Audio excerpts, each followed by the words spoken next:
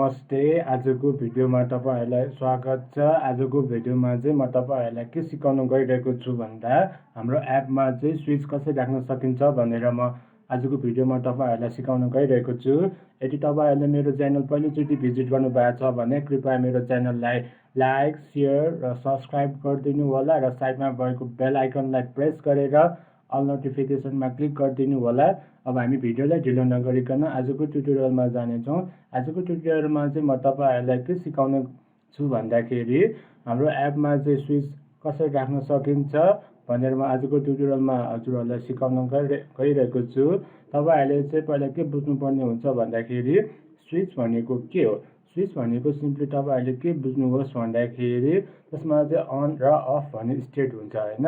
यो भनेको बेसिकली के हुन्छ भन्दाखेरि two state user interface element भयो, जहाँ चाहिँ के भन्छ अन र अफ भन्ने स्टेट हुने भयो हैन। र यो जेनरली के हुन्छ भन्दाखेरि स्विच भनेको एउटा बटन जस्तै भयो, जहाँ चाहिँ एउटा थम्बले स्लाइड गर्ने भयो, जहाँ चाहिँ युजरहरूले चाहिँ अगाडि पछाडि के भन्छ ड्र्याग गर्न सक्ने भयो एउटा अप्सन चुज गर्नको लागि, जुन चाहिँ अन र अफ स्टेटमा। फ्लटरमा चाहिँ स्विच भनेको एउटा विजेट भयो, जुन चाहिँ दुईटा अप्सन मध्ये एउटा चुज गर्न either true on or off भयो। यसले चाहिँ स्विचले चाहिँ बेसिकली आफ्नो स्टेटलाई चाहिँ आफैले मेन्टेन गर्न सकिँदैन हैन। त्यो स्टेटलाई मेन्टेन गर्नको लागि हामीले अनचेन्ज भन्ने प्रपर्टी कल गर्नुपर्ने हुन्छ। यदि त्यो प्रपर्टीले रिटर्न गरेको भ्यालु ट्रु छ भने चाहिँ हाम्रो स्विच चाहिँ अन हुने भयो, होइन भने चाहिँ फल्स हुने भयो। यदि त्यो प्रपर्टी चाहिँ नल भयो भने चाहिँ बेसिकली हाम्रो स्विच चाहिँ के हुने भयो, डिसेबल हुने भयो। र अब आउनुहोस् म चाहिँ तपाईहरुलाई स्विच कसरी युज गर्ने भनेर म आजको ट्युटोरियलमा तपाईहरुलाई सिकाउन गइरहेको छु। मैले चाहिँ आज तपाईहरुलाई एउटा डेमो तपाईँहरुलाई देखाउन गइरहेको छु स्विचको, जुन चाहिँ तपाईहरुले देख्नु भइसकेको छ। जब म यो स्विचलाई चाहिँ म प्रेस गर्छु नि यो स्विच चाहिँ अन भएर जानेछ। स्विच बटन इज अन र साथसाथै यहाँ डिबग कन्सोलमा पनि अन भएर आउने भयो। र जब म यो यहाँ प्रेस गर्छु नि यो पनि अफ भएर आयो नि त। यो म आज कसरी सिकाउने भनेर म आजको ट्युटोरियलमा सिकाउन गइरहेको छु। मैले चाहिँ के गरेँ भन्दाखेरि स्काफल भन्ने एउटा रिटर्न गरेँ हैन। स्काफल भनेको हाम्रो जेनरली मोबाइल एप्लिकेसनको ब्ल्याङ्क स्क्रिनलाई भन्न सकिने भयो। र स्काफलभित्र हाम्रो जेनरली दुईवटा प्रपर्टी हुन्छ। त्यो दुईवटा प्रपर्टी के हो भन्दाखेरि एउटा एप बार र अर्को बडी भन्ने प्रपर्टी। एप बार भनेको हाम्रो जेनरली मोबाइल एप्लिकेसनको टपलाई भन्न सकिने भयो र बाँकी भएको त्यो कन्टेन्ट छ नि, बाँकी भएको तल स्पेस छ नि, त्यसलाई हामीले बडी भन्न सकिने भयो। मैले एप बारमा चाहिँ के राख्यो भन्दाखेरि टाइटल भन्ने एउटा प्रपर्टी राखेँ हैन। र टाइटलमा चाहिँ मैले टेक्स्ट भन्ने राखेँ हैन। टेक्स्ट राख्नुको लागि हामीले टेक्स्ट भन्ने विजेट युज गर्नुपर्ने हुन्छ। मलाई यो टेक्स्ट चाहिँ अब बिचमा राख्नु पर्यो भने चाहिँ सिम्पली तपाईहरुले सेन्टर टाइटल चाहिँ 2 राख्नुपर्ने हुन्छ। र यदि तपाईहरुले फल्स राख्नुभयो भने चाहिँ यो टेक्स्ट चाहिँ यहाँबाट सुरु भएर जाने भयो।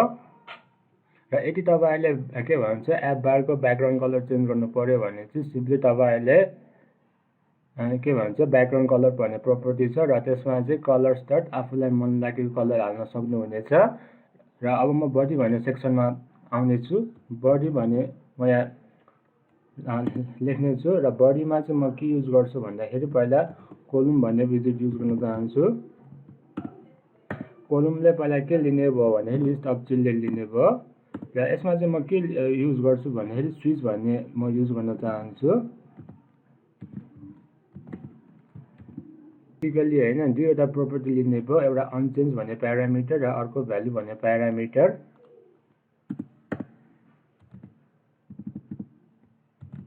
म भ्यालु भन्ने प्यारामिटर राख्न चाहन्छु ट्रु अर फल्स, जुन चाहिँ हाम्रो स्विचको फङ्सनालिटीलाई कन्ट्रोल गर्नको लागि, जुन चाहिँ अन र अफ।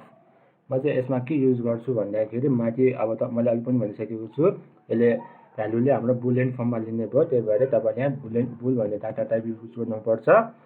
र म यहाँ के युज गर्छु भने बुल इज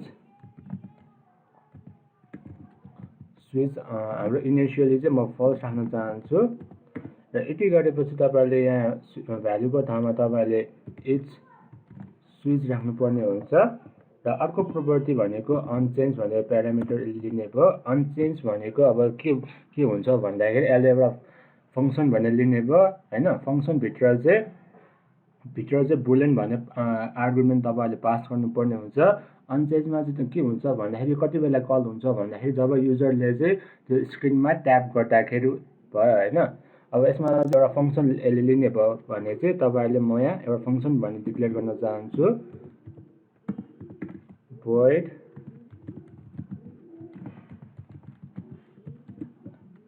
फङ्सनले त अब कर्ली ब्राकेट ओपन हुने भयो र यहाँ तपाईँले के दिन सक्नुहुनेछ भन्दाखेरि अब यहाँ भित्र एउटा आर्गुमेन्ट पास गर्नुपर्ने हुन्छ, बुल भ्यालु भनेर। र त्यसपछि म के गर्छु भन्दाखेरि यही फङ्सनलाई तल कपी गर्नुपर्ने हुन्छ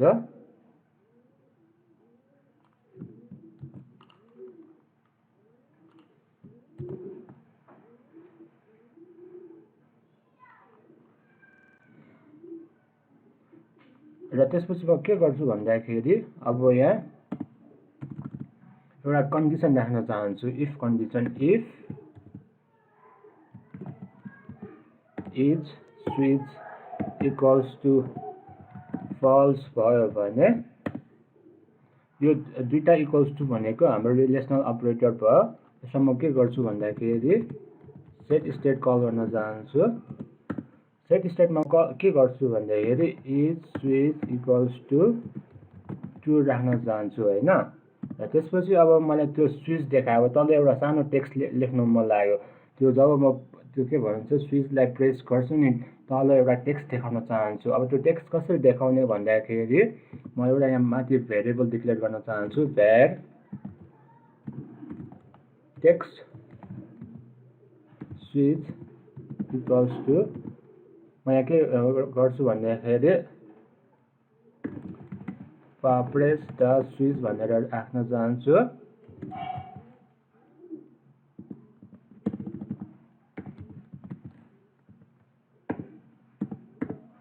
र यति गरेपछि भनेको त हाम्रो के भन्छ स्ट्रिङमा लिने भयो नि त, त्यही भएर तपाईँहरूले के भन्छ डबल कोटेसन युज गर्नुपर्ने हुन्छ। र त्यसपछि म के गर्छु भन्दाखेरि टेक्स्ट स्विच चाहिँ तपाईँहरूले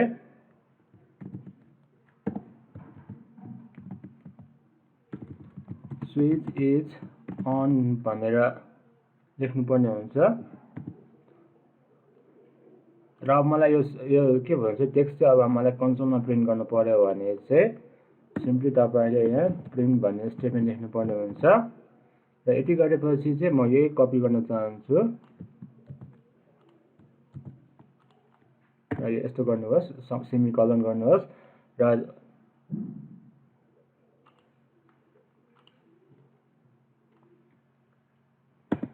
र यदि होइन भने एल्स यहाँ तपाईँले सेट स्टेट युज गर्नुहोस्। सेट स्टेटमा चाहिँ तपाईँले के लेख्नुहोस् भन्दाखेरि is switch equals to false लेख्नुहोस्। अब हाम्रो स्विच चाहिँ फल्स भयो भने त अब पहिला सेट स्टेट जब त्यो बटन ट्रिगर गरेपछि त्यसलाई त्यो त अभियसली ट्रु हुने भयो होइन, किन भन्दाखेरि हामीले इनिसियली त हामीले फल्स भनेर डिक्लेयर गरेका थियौँ नि त माथि भेरिएबलमा।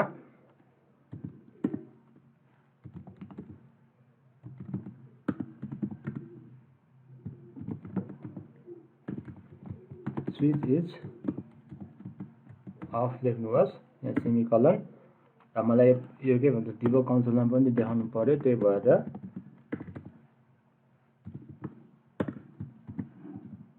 यहाँ सेमिकलन यहाँ अब्जेक्टको ठाउँमा तपाईँले के लेख्नु पर्यो भन्दाखेरि यसलाई प्रिन्ट गर्नु पर्यो। र यति गरेपछि म के गर्छु भन्दाखेरि अब म यहाँ स्विचको डिफ्रेन्ट प्रपर्टीहरू राख्न चाहन्छु। पहिला चाहिँ म के युज गर्छु भन्दाखेरि एक्टिभ कलर युज गर्न चाहन्छु। एक्टिभ कलर भन्नाले अब हाम्रो कलर स्विच चाहिँ अब जब अन गर्दाखेरि कस्तो कलर देखाउने भनेर यसले स्पेसिफाई गर्ने भयो। म चाहिँ अब के गर्छु भन्दाखेरि एक्टिभ कलरलाई म के स्पेसिफाई गर्छु भन्दाखेरि ब्लू भन्ने स्पेसिफाई गर्न चाहन्छु।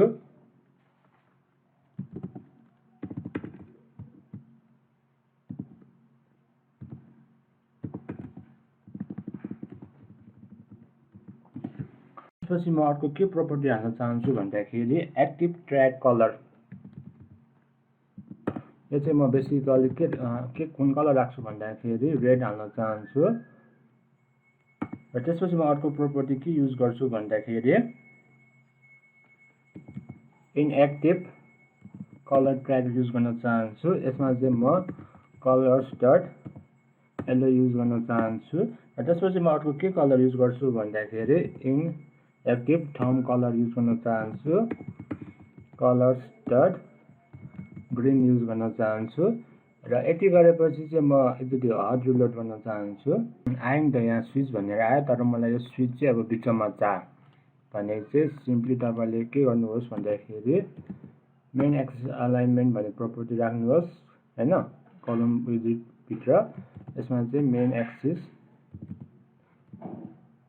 सेन्टर राख्नुहोस्। एकचोटि हट रिलोड गर्नुहोस्। नयाँ विजिटले सेन्टर भन्ने विजिट बिचमा आयो नि त यहाँ। अब मलाई तल एउटा टेक्स्ट देखाउनु पर्यो भनेर चाहिँ सिम्पली तपाईँले के गर्नुहोस् भन्दाखेरि टेक्स्ट भन्ने विजिट राख्नुहोस् र यहाँ डलर साइन दिनुहोस्। डलर साइन भनेको हाम्रो स्ट्रिङ इन्टरपोलेसन भयो। र त्यसमा चाहिँ तपाईँले टेक्स्ट स्विच भनेर राख्नुपर्ने हुन्छ। र यसको हल्का स्टाइलिङ दिउँ। स्टाइल भन्ने प्रोपर्टी छ हामीसँग। म यसमा के दिन्छु भन्दाखेरि कलर दिन चाहन्छु पहिला।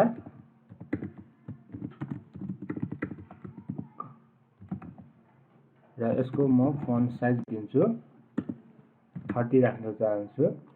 30 राखेपछि एकचोटि हट रिलोड गर्नुहोस्।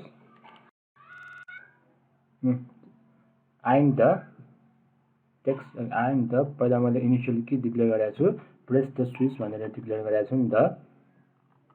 त्यो आयो नि त। अब जब म यो के भन्छ यसलाई ट्याप गर्छु नि, हाम्रो यहाँ स्विच चाहिँ अन हुन्छ। स्विच इज अन आयो नि त, यहाँ पनि आयो नि त डिबग कन्सोलमा। जब म फेरि अफ गर्न चाहन्छु भन्दाखेरि स्विच इज अफ आयो नि त। मैले आज सिकाउनु लागेको पनि यही नै हो, जुन चाहिँ तपाईँले अलिकति देख्नु भइसकेको छ। मैले चाहिँ के गरेँ भन्दाखेरि चाहिँ हाम्रो एक्टिभ कलर 5वटा के भन्छ प्रोपर्टी राख्यो। हाम्रो मेन प्रोपर्टी भनेको भ्यालु र अनचेन्ज। भ्यालु भनेको हाम्रो जेनरली केमा लिने भयो भन्दाखेरि बुलियन फर्ममा लिने भयो हैन, जुन चाहिँ हाम्रो त्यो स्विचको फङ्सनालिटीलाई कन्ट्रोल गर्नुको लागि भयो हैन। र अनचेन्ज चाहिँ अब कति बेला युज गर्ने भन्दाखेरि जब युजरले चाहिँ त्यो स्क्रिनमा ट्याप गर्दाखेरि भयो हैन। अब मैले यो एक्टिभ कलर भन्नाले मैले के भनेको भन्दाखेरि अघि जब हामीले के भन्छ युजरले चाहिँ अब अन गर्दाखेरि कुन कलर देखाउने भनेर त्यो स्पेसिफाई भयो हैन। र एक्टिभ ट्र्याक कलरले चाहिँ के गर्छ भन्दाखेरि जब हाम्रो स्विच बारको कलरलाई त्यसले स्पेसिफाई गर्ने भयो।